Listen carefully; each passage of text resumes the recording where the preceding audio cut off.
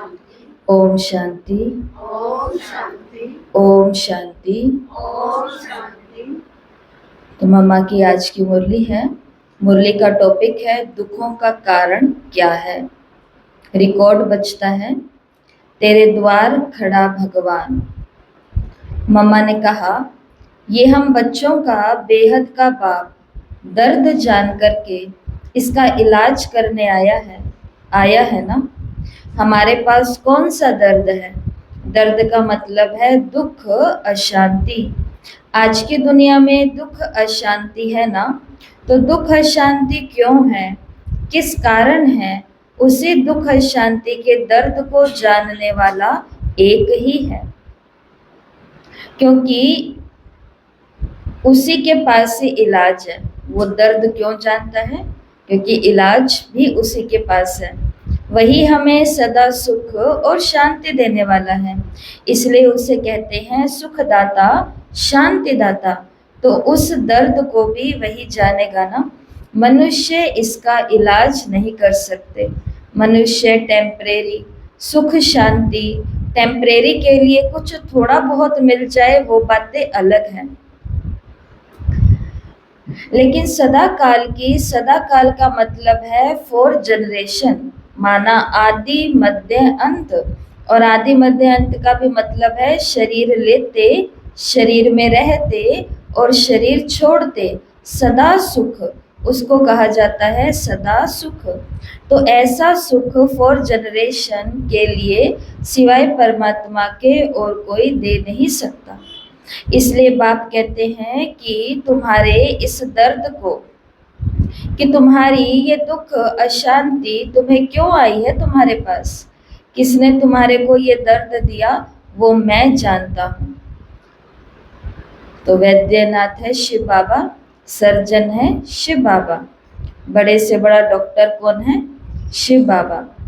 बाबा ने कहा दुख अशांति का रोग लगा है और तुम्हें बहुत दर्द है, तुम्हें बहुत तकलीफ है, इसका इलाज भी मेरे पास है। और दर्द दिया किसने है ये भी मैं जानता हूँ। बाकी संसार में मम्मा ने कहा कोई हमें टेम्परेरी सुख देगा, टेम्परेरी शांति देगा थोड़े समय के लिए, लेकिन 4 जनरेशन शरीर में आए तो भी सुखी, शरीर में रहें तो भी सुखी, और शरीर छोड़ने के बाद भी सुखी। तो ये तो एक परमात्मा ही कर सकता है। आगे मम्मा बताते हैं, बाबा जो बताते कि मैंने नहीं दिया, दर्द किसने दिया ये मैं जानता हूँ, मैंने नहीं दिया। ये तो भगवान के ऊपर रख देते हैं ना, कि भगवान ने ये किया है, भगवान ने ही दुख दर्द दिया है। वो कहते हैं मैं कैसे कर सकता हूँ, मैं कैसे बच्चों को दर्द दूंगा। ऐसे कोई बाप देखा जो बच्चों को दुख करे? जब ये लौकिक बाप भी किसी बच्चे को दुखी नहीं कर सकता, तो मैं तो पारलौकिक बाप हूँ, तो पारलौकिक बाप कैसे बच्चों को दुखी करेगा? तो आप भी तो बाप हो। देखो कितने बाप यहाँ बैठे हैं, क्लास के समय सवेरे मुरली से पहले भाई लोग बैठे हैं। तो मम्मा कह रहे हैं कि देखो आप भी तो कितने बाप यहाँ बैठे हो, आप कभी अपने बच्चों को दुखी करेंगे क्या? करते हो? नहीं करते ना। अपनी तरफ से कोशिश तो नहीं करेंगे ना कि दुखी करें। हाँ, कर्म के हिसाब से किसी बच्चे को दुख होगा तो उसमें आप क्या करेंगे? आप तो और ही कोशिश करेंगे। बीमार पड़ेगा बच्चा, आप इलाज करेंगे। कोई दुख आएगा तो आप उसका निवारण करने का यत्न करेंगे। बाकी ऐसे तो नहीं ना कि बाप बच्चे को दुख देगा। तो जबकि लौकिक बाप भी, शरीर का जन्म देने वाला पिता भी कभी अपने बच्चे को दुख देने के लिए नहीं सोचता। वो तो सदा यही सोचता है कि बच्चा सुखी बने, बच्चा लायक बने, बच्चा होशियार बने, सदा सुखी रहे। ऐसे ही तो बाप की भावना होती है ना। तो जब इस शरीर के जन्म लेने वाले बाप भी ऐसी भावना रखते हैं, तो हमारी रूहानी आत्मा का रूहानी पिता, जिसको कहा जाता है सच्चा पिता, वो हमारे परम पिता हमको दुख कैसे देंगे? तो वो दुख नहीं देता, हमारे मुंह से निकल जाता है क्योंकि कई युगों की प्रैक्टिस है कि वो भगवान ने ये क्या किया। किसी को दुख में देख लेते हैं, किसी का कुछ बुरा हो जाता है, तो ये निकल सकता है या लोग बोल सकते हैं कि भगवान ने बहुत बुरा किया, बहुत माड़ा हुआ उनके साथ। बाकी मम्मा यही बता रहे हैं कि जब इधर शरीर को जन्म देने वाला पिता भी यही भावना रखता है कि सुख दूं, तो रूहानी आत्मा का जो सच्चा रूहानी पिता है, तो वो कैसे दुख देगा? तो वो दुख नहीं देता। ये हमको दुख अथवा दर्द किसने दिया? तभी तो वो बुद्धि में आ गई है ना, माया।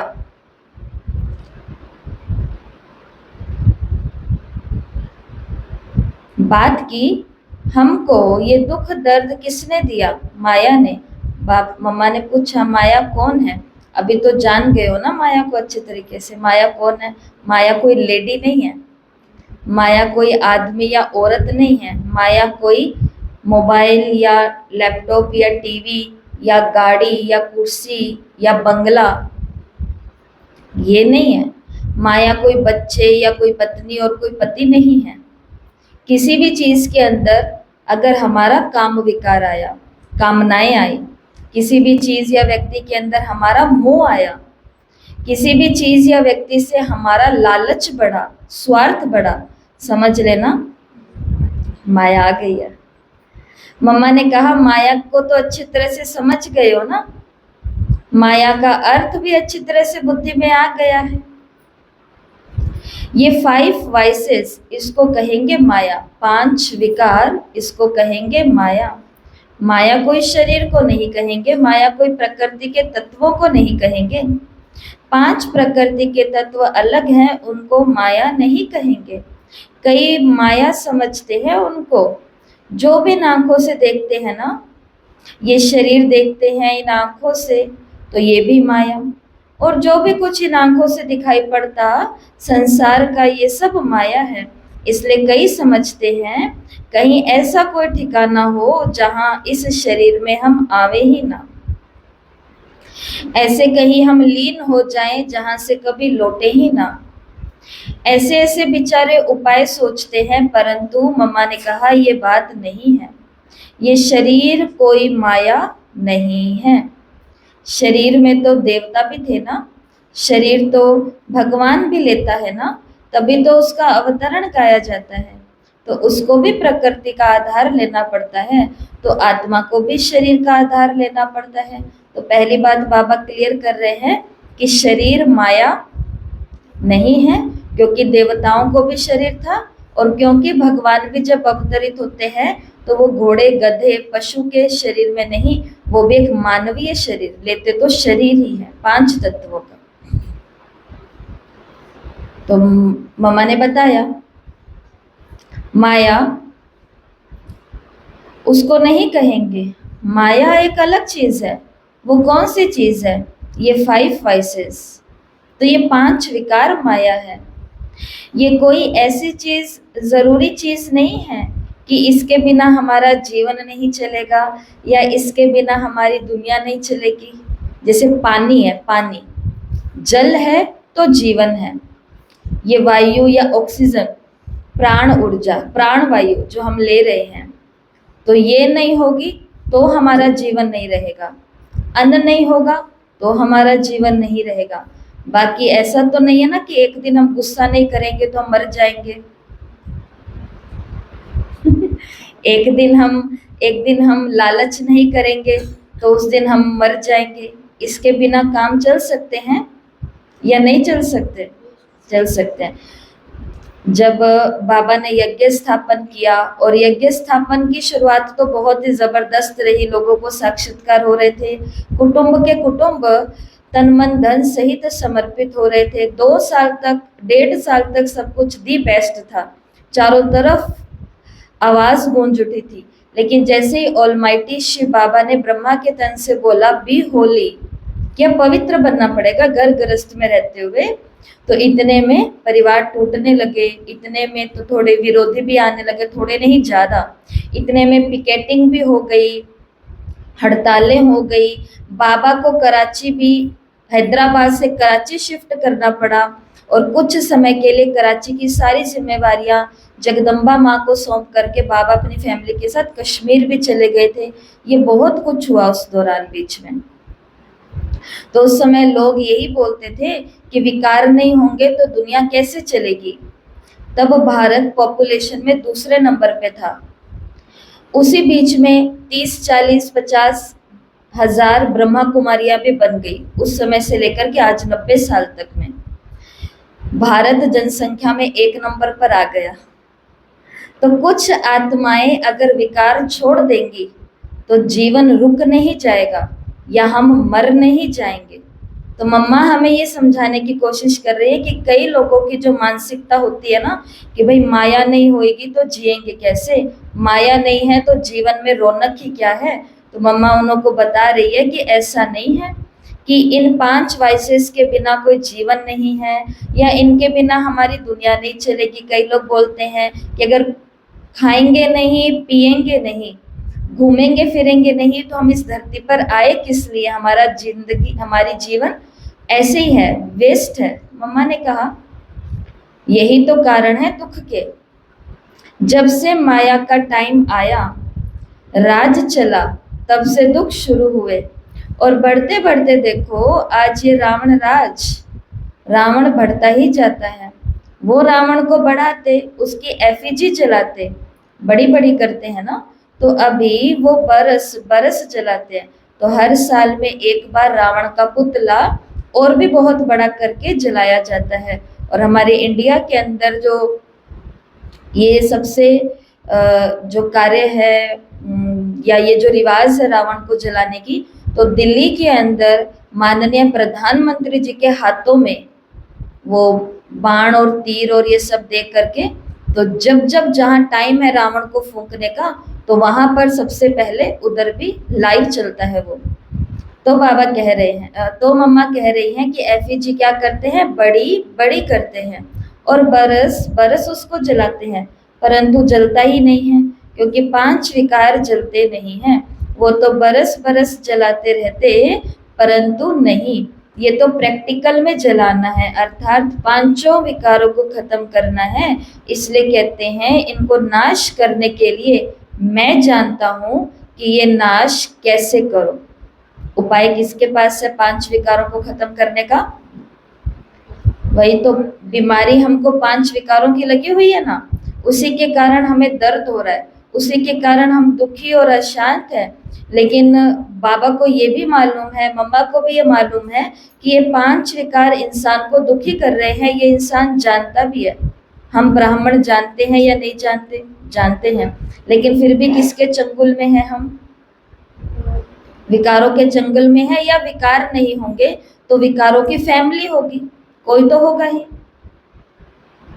तो इनको नाश अगर करना चाहते हैं हम, तो बाबा ने कहा इसका उपाय मैं आकर के ही बताता हूँ। तो अभी उपाय बुद्धि में अच्छे तरीके से आ गया ना कि कौन सा उपाय है, तो बताओ। मन मना भव योग, ये जो राज योग, सहज राजयोग बाबा ने हमें सिखाया है ना कि अपने को आत्मा समझ के मुझ पिता परमात्मा को घर में याद करो, परम धाम में याद करो। तो आत्मा जब जब बॉडी लेस होगी, अभी अभी आवाज में, अभी अभी आवाज से परे, अभी अभी बॉडी में, अभी अभी बॉडी से परे, sound soundless, body bodiless, duty dress home dress. ये कौन सी ड्रेस है? ड्यूटी की। पाठ बजा रहे हैं तो ये नाटक शुरू कर दिया शरीर लेकर के। और हमारी होम ड्रेस कौन सी है? आत्मा निराकार हूँ। यह व्यक्त मुरलियों में सभी ने प्रैक्टिस की हुई है। तो बाबा ने यही सहज उपाय हमें बताया है। उपाय भी सहज है, मम्मा ने कहा उपाय भी सहज है। इसके लिए कोई हठ योग, प्राणायाम चढ़ाना या कुछ भी तो नहीं करना, बड़ा इजी है। बस बाप के हो जाओ, बाप के हो जाओ। किसी का हो जाने का मतलब क्या होता है? मैं आपकी हो गई आज से, इसका मतलब क्या होता है? जैसे कि कन्या अपने वर को कहती है कि आज से मैं आपकी हो गई, इसका मतलब क्या होता है? समर्पण। समर्पण। कि अब मैं कुछ भी खाऊंगी तो पहले मुझे आप याद रहोगे, मैं कुछ भी पहनूंगी तो आपकी आज्ञा के अनुसार, मर्यादा के अनुसार, मैं किसी से भी मिलूंगी जुलूंगी तो आपकी मान मर्यादा का ध्यान रखते हुए, या मैं कुछ भी करूंगी तो आपका और आपकी फैमिली का मान सोचते हुए ही करूंगी। इसी को ही तो कहते हैं ना समर्पण। मम्मा ने कहा उपाय एक ही है, उसके लिए अपन को हठ योग भी नहीं करना, प्राणायाम भी नहीं चढ़ाना और कुछ भी नहीं करना, बड़ा इजी है, बस उस बाप के हो जाओ। दिमाग के अंदर बस हमारी प्राथमिकता, प्रायोरिटी क्या होनी चाहिए? बाबा।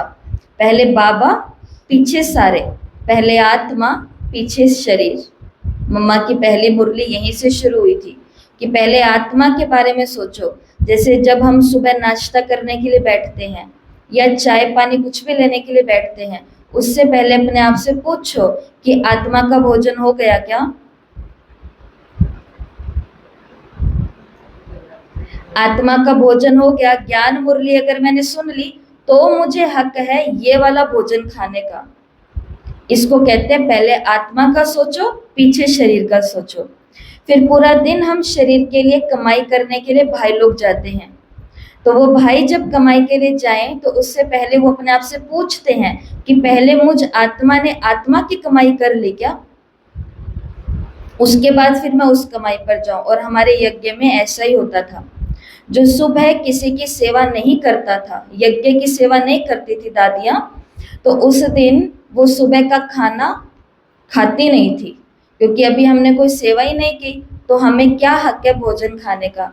आपको मम्मा की एक घटना सुना देती हूँ हैदराबाद की। जब मम्मा यज्ञ में नए नए आए थे, और आपको पता है मम्मा की उम्र 17 साल की ही थी, तो मम्मा 17-18 साल के लगभग आयु के थे।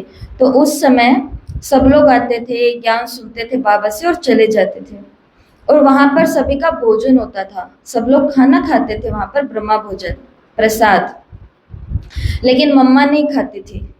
मम्मा फिर घर जाकर के दोपहर को वापस आती थी बाबा के घर, जहाँ पर क्लास चलती थी, वहां आकर के थोड़ी सफाई की सेवा करती थी। उसके बाद मम्मा बैठती थी और खाती थी। तो मम्मा से सब पूछते थे कि आप सबके साथ क्यों नहीं खाते? तो मम्मा कहती पहले मैं सेवा करूंगी, उसके बाद मैं बाबा के घर का अन्न खाऊंगी। ये कितने साल की धारणा थी मम्मा की? अभी ज्ञान में आई है और एक बच्ची ही है, और बच्चों को तो खाने का वैसे भी कितना शौक होता है। यंग एज में ब्रह्मा कुमारी बनते हैं, उनको दो ही चीजों का शौक होता है, एक तो सोने का और एक खाने का। इसके लिए ट्रेनिंग में दो ही चीजों पर ध्यान दिलाया जाता है, नींद को कैसे जीतना है और भोजन को कैसे जीतना है। नहीं तो कहीं भी कोई भी माता या कोई भी भाई या कोई भी मिलेंगे और वो कहेंगे ये खाओ ये खाओ ये खाओ, तो अगर खाने पर संयम नहीं होगा तो कुछ भी खा लेंगे। और कल की मुरली हमने सुनी, जैसा होगा अन्न वैसा होगा मन। तो इसको कहते हैं उसका हो जाना। तो पहले बाबा के बारे में सोचना, उसके बाद पीछे खानदान के बारे में सोचना। जैसे लौकिक तरीके से भी कोई धनवान हो और धनवान कहे कि मुझे बच्चा नहीं है, मेरा बच्चा बनो, तो बस जिस समय बच्चा बना तो उसी समय से वो धनवान हो जाएगा ना। बच्चा भी कहेगा मैं भी लखपति हूँ, बस कोई लखपति का बच्चा बना तो वो भी उसी सेकंड कहेगा मैं भी लखपति, क्योंकि मैं भी लखपति। देखो सेकंड में कोई गरीब का बच्चा साहूकार की गोद में गया, एडॉप्टेड चिल्ड्रन बना और वो भी लखपति बन गया। तो बाप कहते हैं कि बच्चे मैं भी तो तुम्हारा असली पिता हूं ना। इतना बड़ा भगवान, और वो हम कलयुगी आत्माओं को, 5000 से बिछड़े हुए बच्चों को याद दिला रहा है कि मैं तुम्हारा असली पिता हूं। और बुद्धि कौन से पिता में लटक जाती है बार बार? पता नहीं मैं किसकी बेटी हूं, पता नहीं मैं किसकी औरत हूं, पता नहीं मैं किसकी माँ हूं। शिव बाबा ने कहा कि बच्चे मैं भी तो तुम्हारा असली पिता हूं ना। तुमने मेरे से रिश्ता, रिलेशन छोड़ दिया है, अभी फिर मेरे से रिलेशन रखो। मेरे बच्चे बनने से जो मेरी प्रॉपर्टी है तो उसका हकदार हो जाएगा, और ऐसे हकदार बनने से तो सदा सुखी और सदा शांति को प्राप्त करेगा। ये है इलाज। पहले डॉक्टर ने बीमारी बताई, पहले डॉक्टर ने ये बताया कि तुम बीमार हो, तुम दुखी हो, तुम अशांत हो। फिर डॉक्टर ने ये बताया कि बीमारी लगी कौन सी हुई है, बीमारी लगी हुई है 5 विकारों की, और उसका रिजल्ट है कि हम दुखी और अशांत हैं।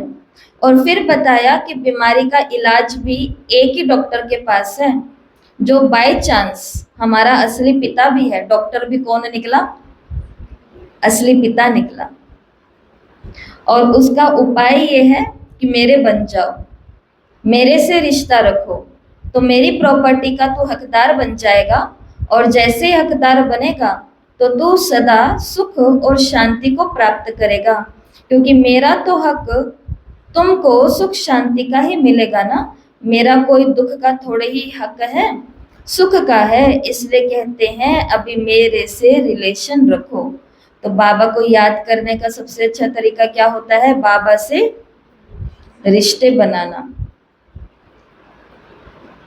अभी रिलेशन रखने में कोई देरी, अभी कोई रिलेशन रखने में कोई देरी है कि उसके लिए हठ योग प्राणायाम ये सब करना है? रिलेशन का मतलब है कि अभी बाप का होकर के चलो। तो फिर बाप को देखो, वो एवर प्योर है ना, तो हमें प्योर होकर के चलना पड़ेगा। बाप का हो जाने का मतलब जैसा हमारा बाप है मैं वैसी ही होकर के चलूंगी। तो पहली क्वालिफिकेशन, बाबा हमारा कैसा है? बोलो, बाबा हमारा कैसा है? बिल्कुल पवित्र है, सदा पवित्र है, प्योर है, पवित्रता का सागर है। तो बाप देखो एवर प्योर है ना, तो हमें प्योर होकर के चलना चाहिए ना। तो बाप क्या है, बाप की क्वालिफिकेशंस क्या है, कौन कौन सी है? तो ये है हमारे बाबा की सारी क्वालिफिकेशन। कौन कौन सी है? तो वही बच्चों की क्वालिफिकेशन कौन सी होनी चाहिए? तो हम बाप को देखें और फिर अपने आप को देखें और फिर फॉलो करें कि ये हमारा बाप है एवर प्योर, तो फिर हम भी इम्प्योर से अब प्योर हो जाए ना।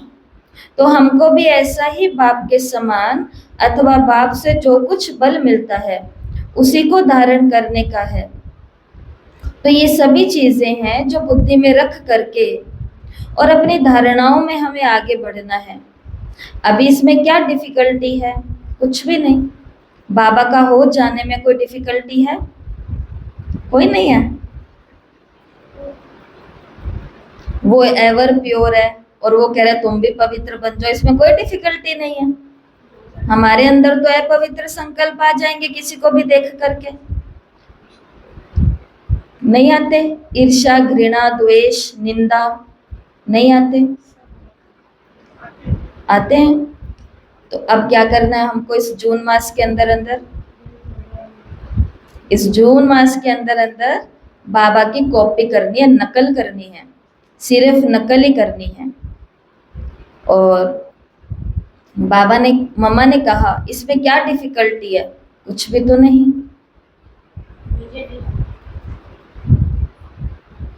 बाप क्या मेहनत देगा कि बच्चे हठ योग करो, आसन लगाओ, कमर सीधी कर करके बैठो, ये करो वो करो। बाप क्या डिफिकल्टी देगा? बाप तो कहते हैं बच्चे बुद्धि तेरी टेढ़ी हो गई है, उसको सीधा कर। कमर टेढ़ी चलेगी, नो प्रॉब्लम। बूढ़ी बूढ़ी माताएं बाबा की बनती हैं, तो अब वो हठ योग लगा करके थोड़ी ना बैठेगी। छोटे छोटे बच्चे बाबा के बनते हैं, अब वो ऐसे नहीं कर के बैठेंगे, बाबा ने कहा भी नहीं, क्योंकि वो हम सब कंप्लीट करके आए हैं। लेकिन प्रॉब्लम कहाँ है? बुद्धि में। वो टेढ़ी हो गई है। बाबा ने कहा उसको सीधा कर, उसको अपना मेरे में लगा। ये बुद्धि तेरी टेढ़ी जो हो गई है ना, किधर हो गई है? माया की तरफ चली गई है, 5 विकारों की तरफ चली गई है। अभी उधर से इसको निकाल। तो वो गीता में कहा है ना, देह सहित देह के सब संबंधों से बुद्धि को हटा करके, ये जो विकारी हैं, जो कुछ देह हैं और विकारी देह का संबंध है, इन सब से बुद्धि हटा करके अभी मेरे से लगाओ, तो खाली बुद्धि को हटाओ नहीं, उसको मेरे से लगाओ भी। तो उधर से मन को निकाल करके मन को मेरे में लगा। खाली मन को बदलना है ना, उधर से निकालना है और इधर लगाना है।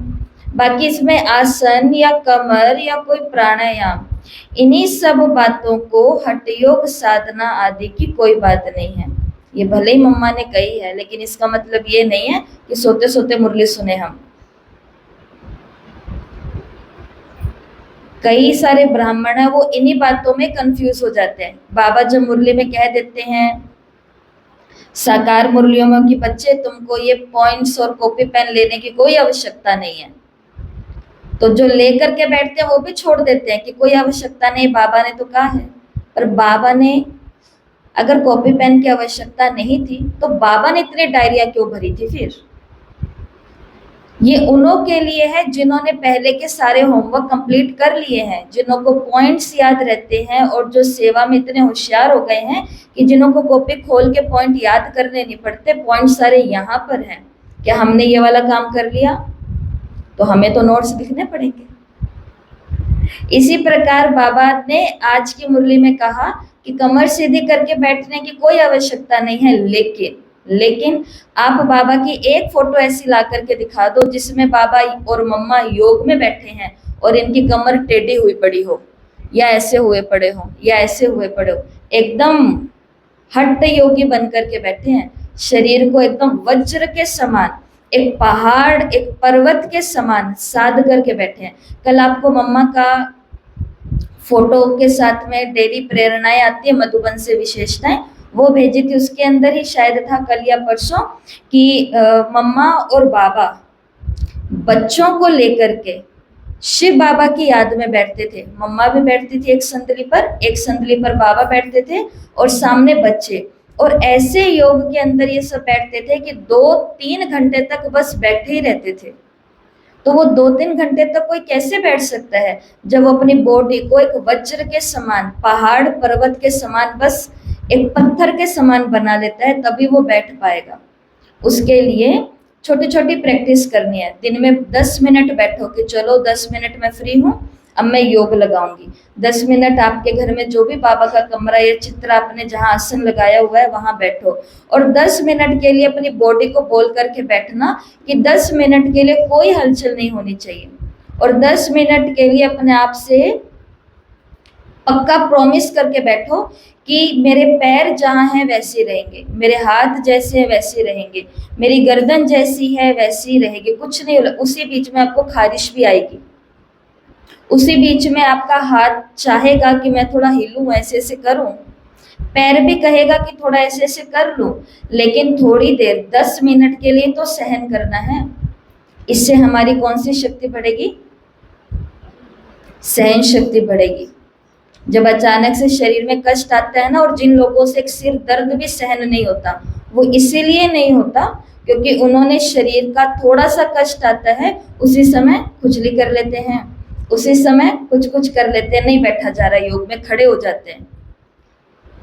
स्टूडेंट्स को ये बात बताई जाती है, आप सभी भी, हम सभी भी स्टूडेंट है इसलिए आपको बता रहे हैं। हमें भी सिखाया जाता था कि अगर तुम्हें एक ब्रिलियंट स्टूडेंट बनना है, होशियार स्टूडेंट बनना है, तो जब तुम्हारा मन कर रहा है कि बस अब बहुत मैंने क्वेश्चन कर लिए, अब मैं खड़ी होती हूँ, 5 मिनट अपने आप को कहना 5 मिनट और बैठ, फिर खड़ी हो जाना। वही बच्चा जीवन में अनुशासित विद्यार्थी और सफल व्यक्ति बनता है, जो अपने आप को 5 मिनट और रोक लेता है। संयम आता है इससे। मम्मा ने भी यही कहा। बाबा ये कह रहे हैं कि मेरा योग, जिस योग बल से मैंने तुमको इतना ऊंच बनाया और तुम्हारे सब दुख दर्द नाश किए, वो देखो कितना सहज है। तो अभी ये सहज ज्ञान और सहज योग जिसको राजयोग कहने में आता है, तो उसका पूरा पुरुषार्थ रखना है और फिर बाप से अपना जन्मसिद्ध अधिकार पाना है। ये सहज ज्ञान, सहज योग, बाबा ने कहा कब ये सहज होगा? जब इसके लिए पूरा पुरुषार्थ करेंगे। जो हमारी नियम विधि बनी हुई है उसके अंदर खुद को ढाल लो, फिर उनके लिए सब सहज होता है। वो उन्होंने कभी नहीं बोला होगा कि अमृत वेला मुश्किल है, क्योंकि उन्होंने अपने दिमाग में सिस्टम फीड कर लिया कि अमृत वेला ही मेरी शुरुआत होती है, तो उनके लिए सहज है। मुरली क्लास उनके लिए सहज है, सेवाएं उनके लिए सहज है। किनके लिए? जिन्होंने अपना पूरा पुरुषार्थ रखा है उनके लिए ये ज्ञान भी सहज है, उनके लिए ये योग भी सहज है। और फिर क्या मिलेगा इससे? जीवन अधिकार पाने का पुरुषार्थ रखो, सफलता मिलेगी। बाबा ने कहा, और बाप अपनी भी, मम्मा ने कहा कि बाप अपनी भी बायोग्राफी बहुत सहज करके समझाते हैं, उसको भी समझने में कोई कठिनाई नहीं है।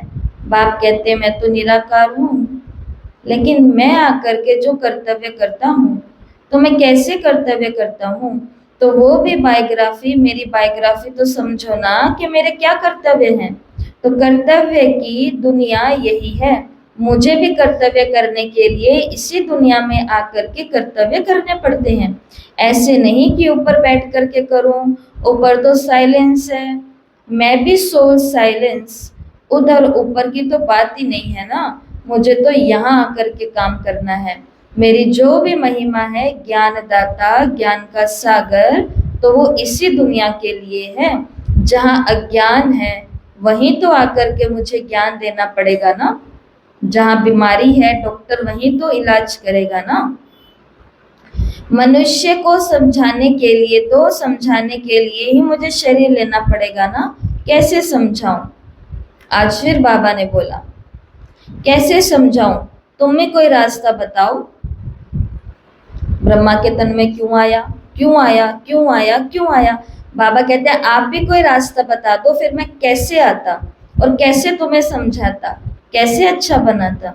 भगवान को राय दो कि कैसे समझाएं, बताओ उनको कोई तरीका कि कैसे आकर के बताता सबको। नहीं ना, है कोई तरीका हमारे पास? ये तो किसी मनुष्य के तन में आया, तो कम से कम हमें कुछ समझ में तो आई कहानी। अभी भगवान एक बैल के शरीर में आ जाता और बैल आकर के बोलना ही शुरू करता, हम डंडा लेकर के उसको भगा देते। और उसके पास भी हम क्यों जाते?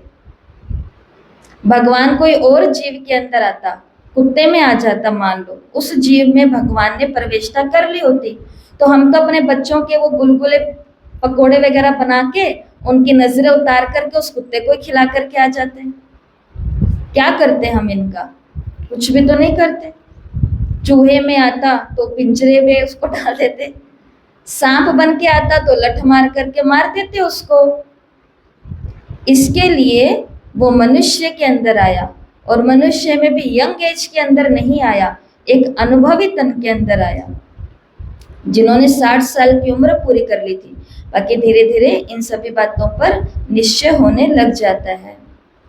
नहीं तो सिवाय तुम, नहीं तो बताओ, तुम्हें बताओ क्या करता? नहीं ना, सिवाय हम मनुष्यों को समझाने के लिए, क्योंकि उसको हमें समझाना है ना, बेसमझ तो हम हो गए हैं ना, तो हमें समझाने के लिए तो कोई मनुष्य ही चाहिए ना। हमको समझाने के लिए कोई कच्छ अवतार, कोई मत्स्य अवतार, वो कैसे समझाएंगे? उनमें कैसे आकर के समझाएंगे?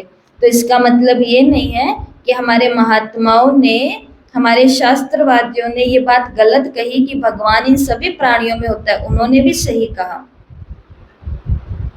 लेकिन उन्होंने किस समय कहा? जब उनको दिव्य दृष्टि से ये दिखाई दे रहा था कि कलयुग के अंदर जो व्यक्ति आएगा ना, वो इतना स्वार्थ हो जाएगा उसके अंदर कि वो किसी भी जीव को जीव नहीं, अपने खाने की चीज समझेगा, अपनी कमाई की चीज समझेगा। इसलिए उन्होंने कह दिया कि इनके अंदर कौन बसते हैं? भगवान बसते हैं। तो उसकी क्या हो रही है? थोड़ी बहुत जो रक्षा हो रही है उसी के कारण हो रही है। मम्मा ने कहा मनुष्यों को समझाने के लिए ही तो उसे मनुष्य के तन में आना पड़ेगा ना। हम मनुष्यों को समझाना है ना, बेसमझ हम बने हैं ना, बेसमझी से हमारा सब कुछ ही तो खत्म हो गया है। इसलिए बाप कहते हैं तुम ऊंचा बनो, तो फिर ये सारी प्रकृति भी ऊंची बन जाएगी।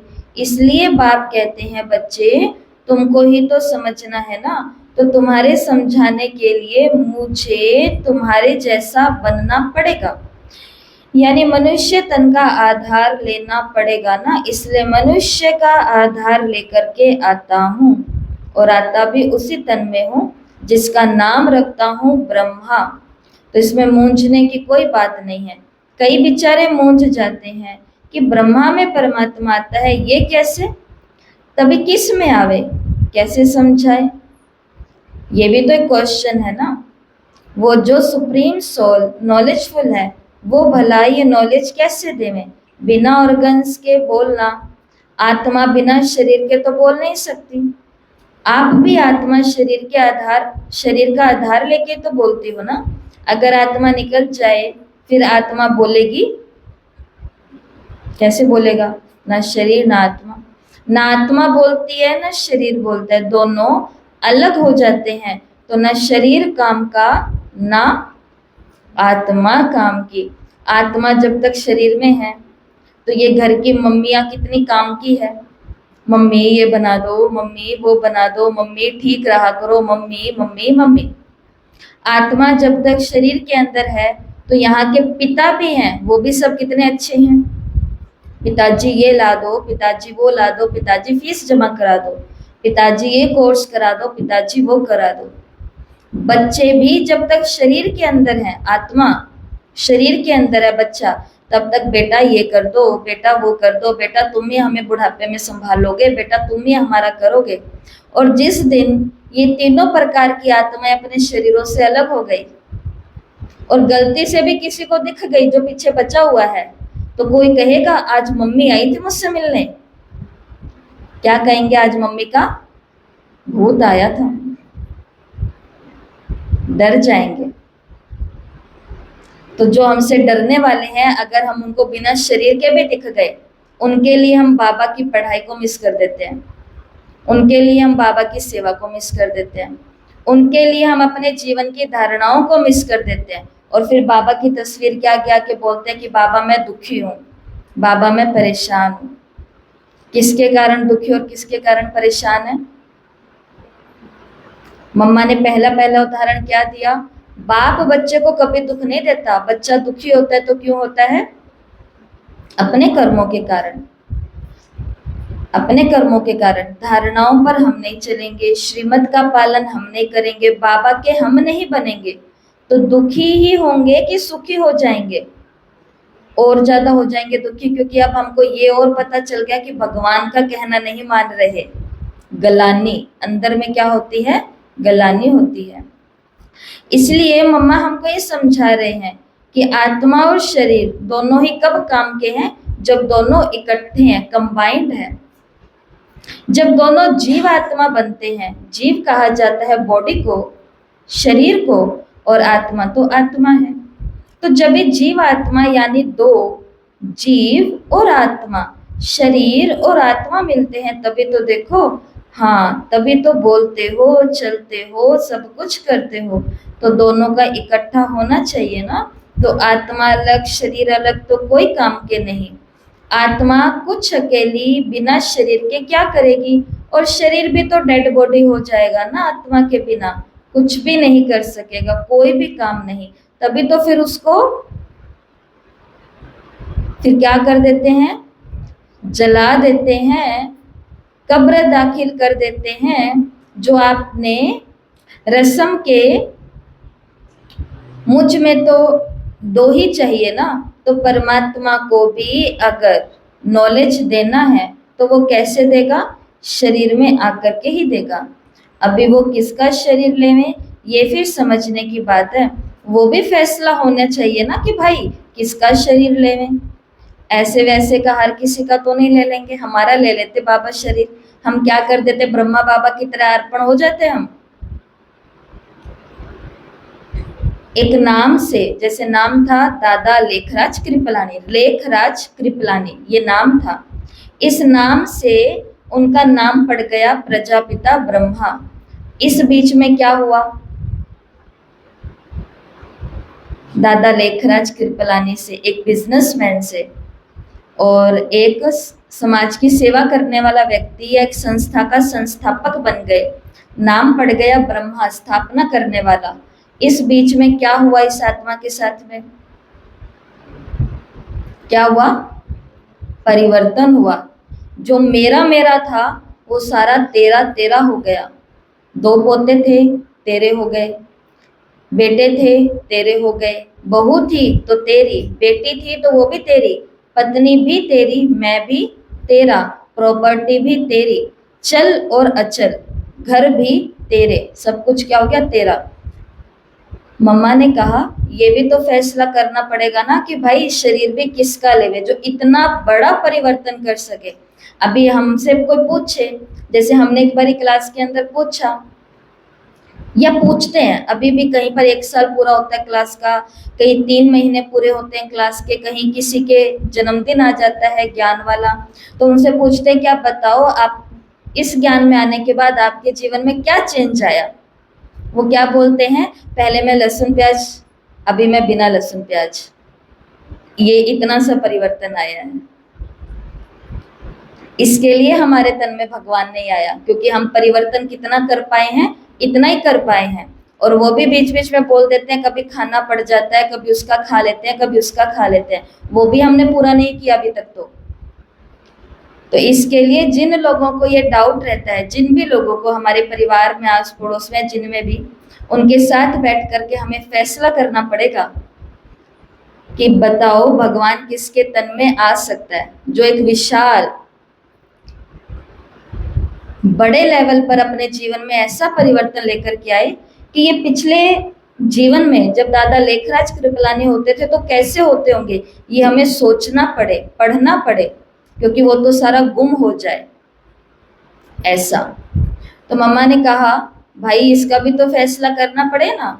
तो वो कहते हैं मैं आता ही हूँ अधर्म के टाइम पर, जब भी पतित दुनिया है तो पतित दुनिया में मुझे कोई भी कृष्ण जैसा सर्वगुण संपन्न, 16 कला संपूर्ण, संपूर्ण निर्विकारी शरीर कैसे मिलेगा? ऐसा मनुष्य तो मुझे नहीं मिलेगा ना। मैं आता हूँ यदा यदा ही धर्मस्य ग्लानिर्भवति भारत, कि जब जब धर्म की हानि है तो उसी समय मुझे ऐसे धर्मात्माएं, देवात्माएं, संपूर्ण संपन्न, 16 कला संपूर्ण है ही कहाँ? वही तो बोलते हैं कि मैं बनाने आता हूँ ना, तो ऐसा मनुष्य मैं बनाने के लिए आता हूँ। तो वो चीज मैं बनाने आता हूँ तो वो पहले से कैसे होगी? कहते हैं भगवान ऐसे के तन में क्यों आया जो गृहस्थी था, या जो खुद ही पतित था, या जिनके खुद के इतने बच्चे और बिजनेस और पैसा और ये सब कुछ था। तो भगवान कहते हैं कि मुझे कृष्ण के जैसा कोई धर्मात्मा तो नहीं मिलेगा ना जिसके तन में मैं आऊं, क्योंकि वैसा तो बनाने में आया हूँ, होंगे ही नहीं ना ऐसे मनुष्य। इसलिए मैं आऊंगा तो मुझे कौन सा शरीर मिलेगा? जरूर पतित दुनिया में पतित शरीर वाला ही मिलेगा ना। इसलिए मैं आता हूँ इसमें, और उनका नाम रखता हूँ ब्रह्मा। अब आगे इसकी सारी डिटेल कि क्यों आते हैं, कैसे आते हैं और क्या होता है, ये सारी डिटेल्स मम्मा से हम कल सुनेंगे कि ब्रह्मा के तन को ही भगवान ने अपना रथ क्यों चूज किया। अच्छा, ओम शांति।